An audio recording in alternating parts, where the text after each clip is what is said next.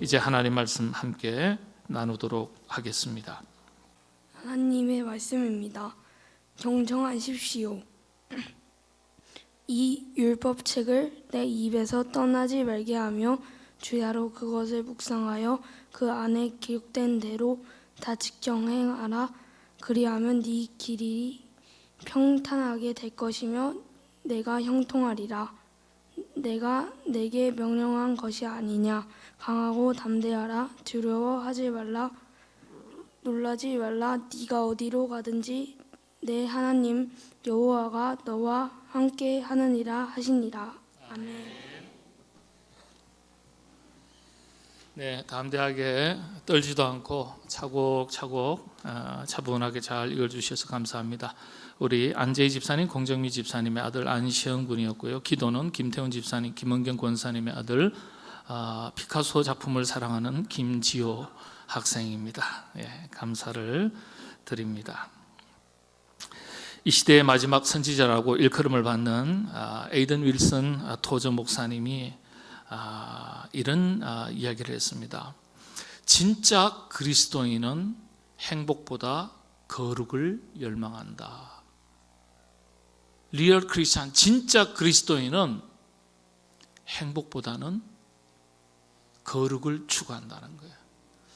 행복이라는 것은 다분히 우리 인간 중심, 자기 중심의 욕구에 기초한 용어죠. 행복, 그렇습니다. 근데 거룩은 영적인 기준을 말하는 거예요. 하나님께서 우리에게 요구하시는 걸 말하는 거예요.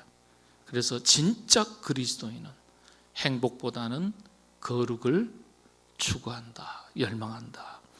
그런데 이 거룩은 하나님과의 바른 관계, 그리고 하나님 질서 위에 세워진 삶이다. 거룩이라는 것이 어떤 윤리 도덕적 개념으로 이해하는 게 아니라는 거예요. 하나님과의 바른 관계, 그리고 하나님의 말씀과 질서 위에 세워진 삶이 거룩이라는 거예요. 그래서 자신의 자유의지를 스스로 끊고 하나님의 말씀과 의지, 뜻이죠. 그 앞에 순종하면서 살아가는 그 자리가 하나님 나라의 시작이다. 이렇게 설명했습니다. 참 의미 깊은, 이분이 쓰신 책의 모든 번역본은 제가 다 가지고 있습니다. 네, 읽으면 읽을수록 정말 많은 것을 생각하게 하는 좋은 내용이 적힌 책들입니다.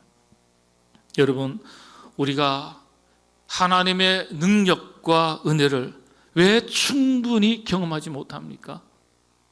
왜 우리가 하나님의 나라를 충분히 누리지 못합니까? 그 이유는 거룩을 상실했기 때문이에요.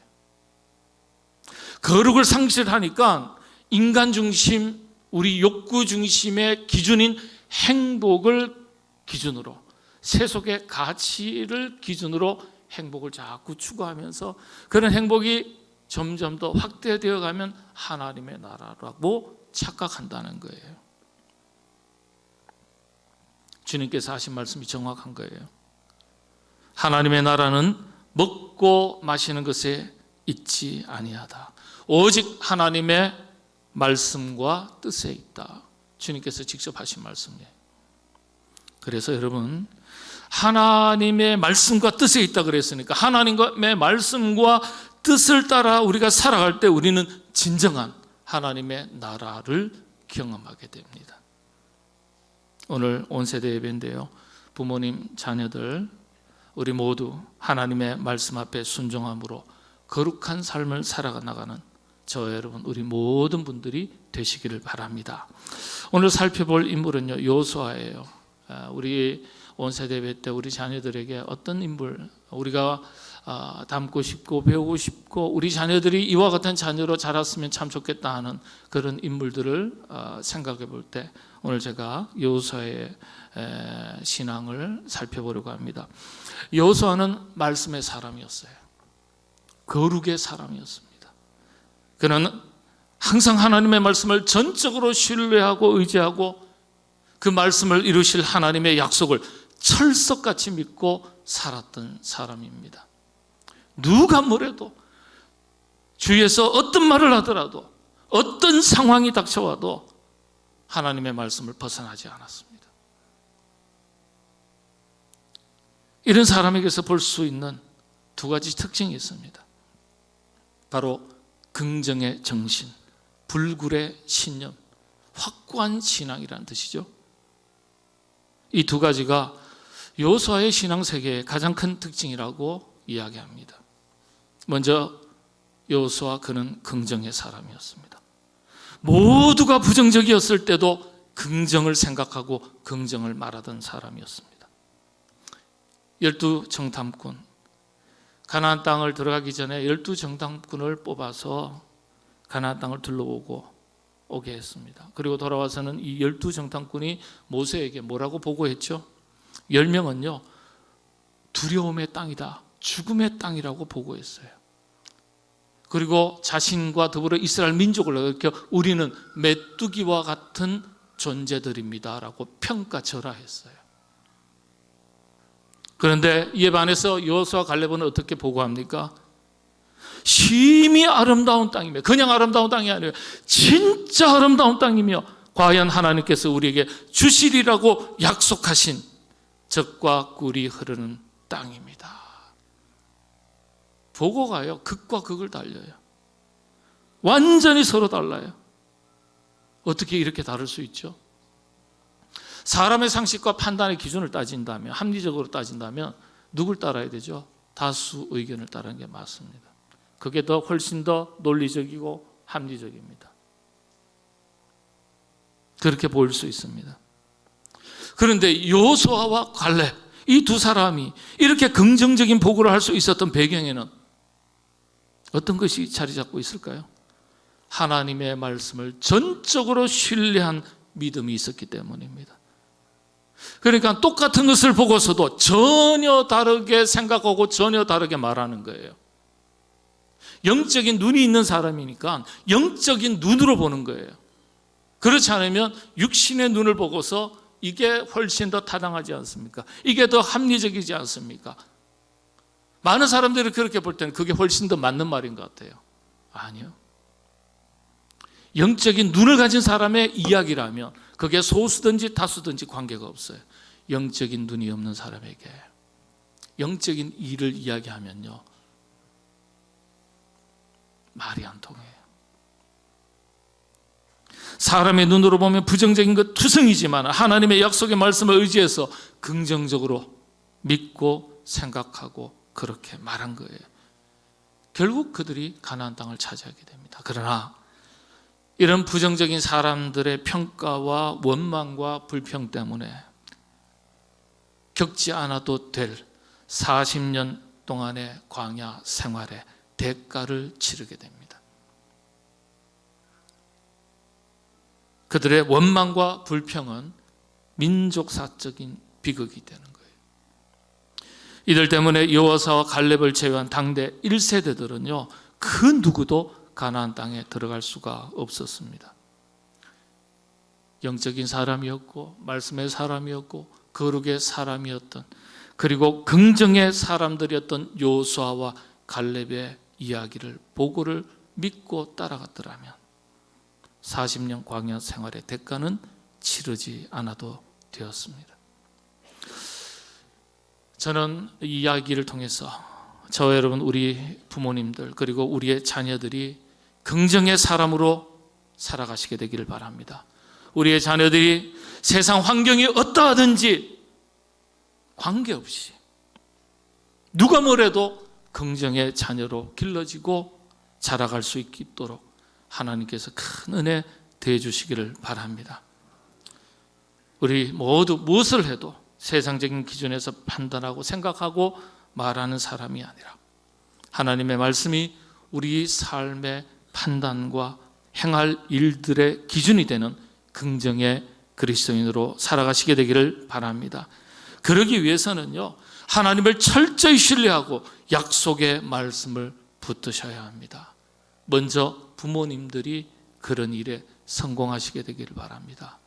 우리가 그렇게 살아야 우리의 자녀들도 그렇게 사는 것입니다. 성사학자들이 재미있는 토론 하나를 했어요. 여호수아가 가나안 땅에 들어가서 제일 먼저 한 일이 무엇일까? 제일 먼저 한 일이 무엇이겠습니까? 한번 생각해 보시죠. 우리 친구들도 한번 생각해 보시죠. 여호수아가 하나님께서 일러주신 적과 꿀이 흐르는 가나안 땅에 딱 들어갔어요. 흔히 하는 말로 이사했어요. 낯선 땅에. 지금처럼 집이 있는 곳이 아니겠죠. 적들이 가득한 곳인데 들어가서 제일 먼저 뭘 했을까? 빨리빨리 할게요. 오늘 시간도 많이 가니까. 여호수아는요, 하나님의 말씀을 명심하고 일러주신 대로 땅 밟기부터 먼저 했을 것이다. 그렇게 결론을 내렸습니다. 땅 밟기부터 먼저 했을 것이다.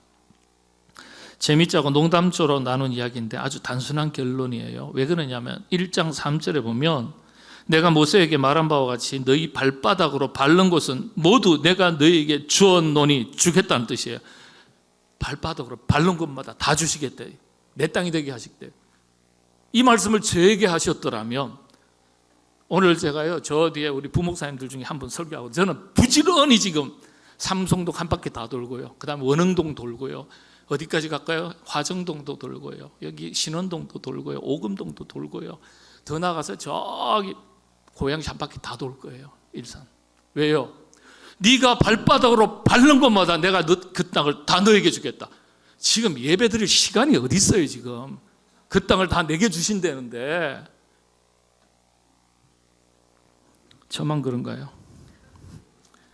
밟는 대로 주시겠다고 하셨으니까, 약속하셨으니까 좌우를 돌아보지 않고요, 약속의 말씀 생각하고요, 그냥 대낮에만 돌아다니지 않을 것 같아요. 저는요, 밤을 새워서라도 2박 3일이라도요. 왜냐? 하나님, 야 지금부터 돌아다녀. 밟는 대로 다 만들게 해줄게. 좀 그렇게 할 거예요. 그러니까 제일 먼저 한 게 땅 밟기부터 했을 것이다. 부담스러운 이방 민족이 둘러싸여 있어서도 피하지 않고 그 발로 그 땅을 밟았을 것이다. 그렇게 이야기했습니다. 여러분, 신앙의 힘은요, 말씀을 있는 그대로 받고 그대로 지킬 때 생깁니다. 여기에 더하지도 말고 빼지도 말라. 요한계시록의 말씀이에요. 하나님의 말씀은 무한 말씀이에요. 인간의 판단과 기준이 개입되어서는 안 돼요. 있는 그대로 지키셔야 돼요. 그래야 말씀이 주는 능력과 은혜를 우리가 경험할 수 있는 거예요. 여러분, 우리에게 큰 약점 하나가 있어요. 있는 그대로가 잘 안 돼요. 내 형편과 처지에 따라서 하나님의 말씀도 바꿔요.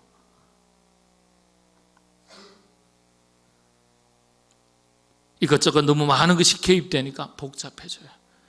그래서 힘을 상실하거나 힘이 약해지는 거예요. 여러분, 단순한 신앙이 힘이 있습니다. 가라 하면 가고 서라 하면 서는 때 힘이 있습니다. 진짜 그리스도인과 리얼 크리스찬과 그렇지 않은 가짜 그리스도인을 쉽게 구별하는 방법 하나가 있다고 말합니다. 그건 바로 얼마나 단순한가에 달려있다 그랬습니다. 순전한 그리스도인이라는 유명한 세계적인 베스트셀러의 저자 C.S. 루이스 목사님의 이야기입니다. 진짜 그리스도인과 가짜 그리스도인을 구별하는 방법 중에 하나가 얼마나 단순한가. 단순한가. 유대교 최고의 랍비가 유대교의 특징이 무엇인지 묻는 기자에게 유대교는 순전함을 추구하는 종교입니다. 이렇게 답변을 했어요. 유대교는 순전함을 추구하는 종교다. 이 순전함이 바로 단순함, 율법을 있는 그대로 믿고 실천하는 것을 의미합니다. 이렇게 기자에게 답변했어요. 예수님을 부정하는 유대교이지만은 정말 깊이 있는 답변이에요. 있는 그대로 믿고 있는 그대로 실천하는 것, 인간의 생각과 판단과 기준이 개입되지 않는 걸 말하는 거예요. 여러분, 우리 기독교도 마찬가지예요. 주님께서 말씀하셨잖아요. 이미 말씀하셨어요. 이면 이고 아니면 아니라 하라. 이에서 지나는 것은 다 악에서 나오는 것이니라. 이면 이고 아니면 아니라 하라. 가라 하면 가고 서라 하면 서라. 있는 대로 지키란 말씀이에요. 말씀을 있는 그대로 받고 믿고 있는 그대로 실천하라는 말씀이에요. 단순함을 요구하는 거예요. 여러분, 우리 모두 이런 단순한 신앙, 이걸 순전함이라 그랬어요. 이런 신앙을 가지시게 되기를 바랍니다. 여호수아서에서 성경 전체를 통틀어 아주 독특한 표현 하나가 있습니다. 이게 오늘 바로 주목할 점입니다. 이 속에 참 깊은 뜻이 담겨져 있습니다. 여호수아를 가리켜 이 긍정의 사람, 신념의 사람, 확고한 신앙을 말하죠. 신념의 사람이라고 일컫는 근거를 찾아볼 수 있는 구절이에요.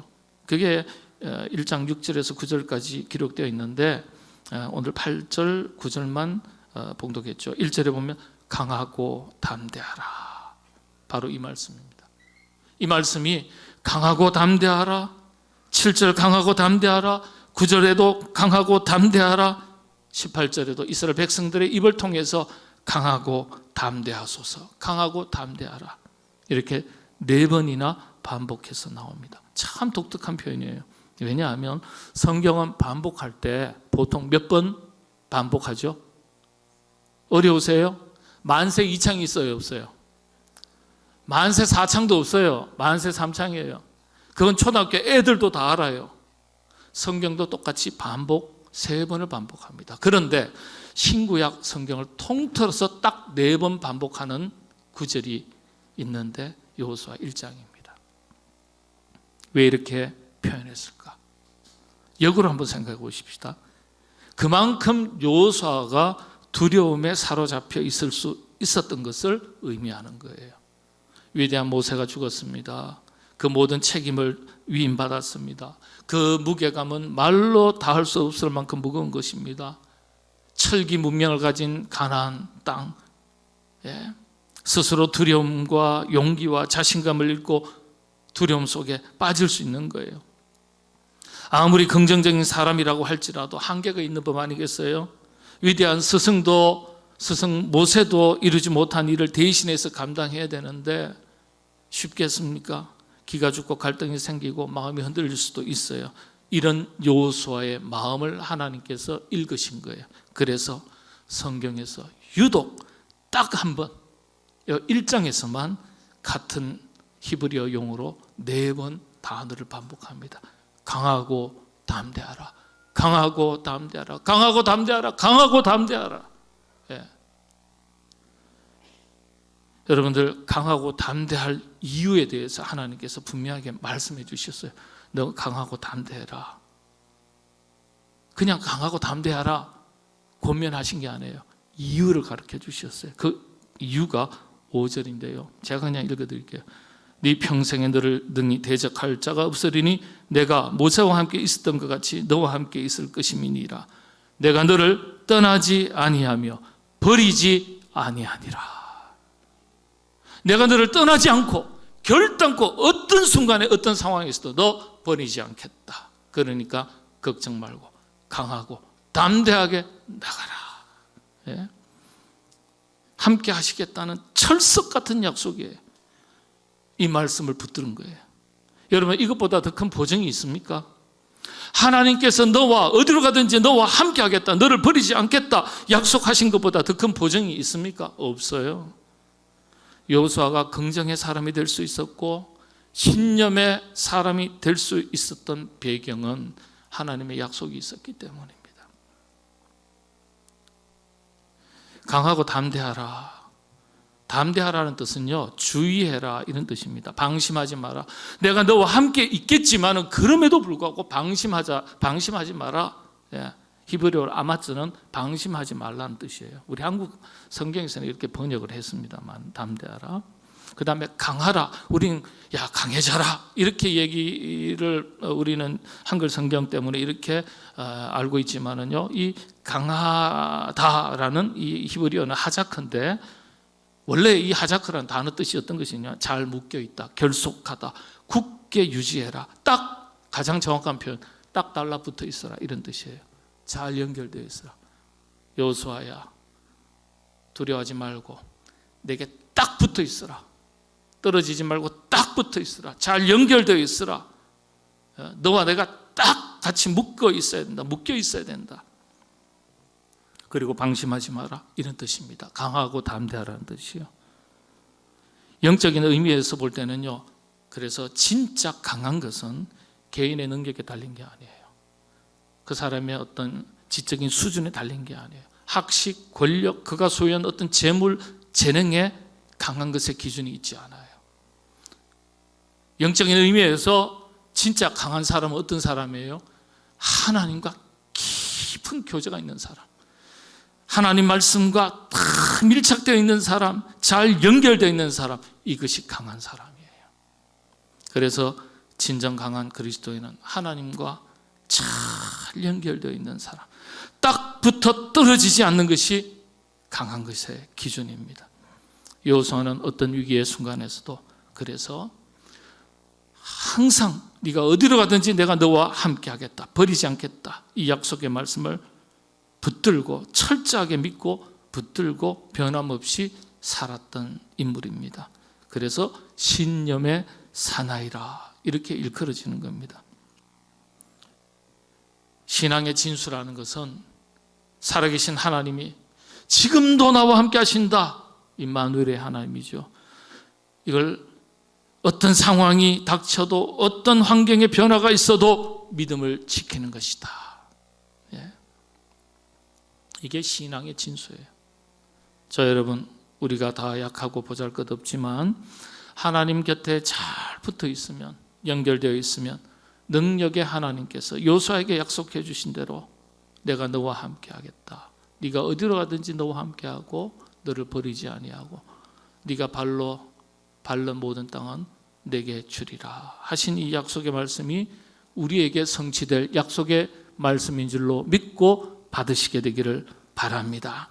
여러분들, 그래서 독일의 시인이자 성직자였던 목사님이 350년 전의 인물인데요, 앙겔루스 실레시우스라는 분인데, 이 앙겔리온이라는 단어가 복음이라는 단어거든요. 원래 헬라어에서는. 근데 이름도 그런 뜻으로 지은 것 같아요. 앙겔루스 실레시우스라는 350년 전 목사님이자 시인이신데, 이분이 이런 얘기를 했습니다. 비록 우리가 하나님의 말씀을 들고 있는 그리스도인이라 할지라도 그 말씀 안에서 다시 태어나지 않으면 여전히 우리는 세속의 사람이다 그랬어요.